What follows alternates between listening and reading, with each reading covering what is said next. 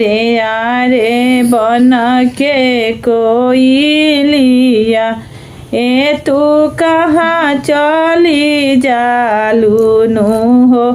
ऐसने सुंदर बघिया ही छोड़ी के ए तू कहाँ चली जालूनु हो। अरे यारे बन के कोइलिया ए तू कहाँ चली जालूनु हो। ऐसने सुंदर बघिया ही छोड़ी के ए तू कहाँ चली जालूनु हो।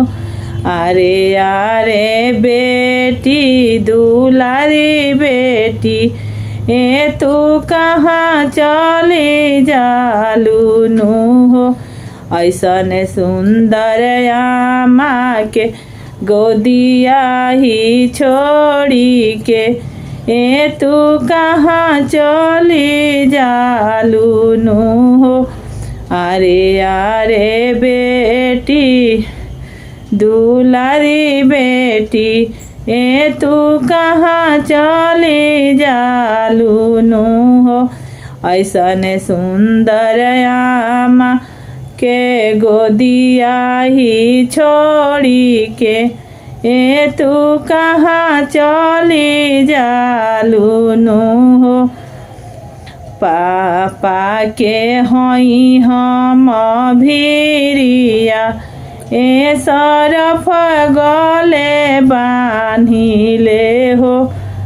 चाचा के हई हम भिरिया ए सरफ गले बान्हिले हो।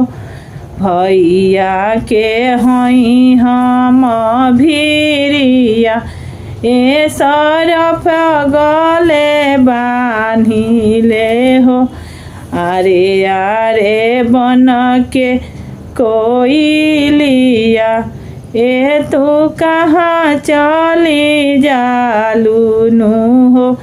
ऐसने सुंदर बघिया ही छोड़ी के ए तू कहाँ चली जालूनु हो।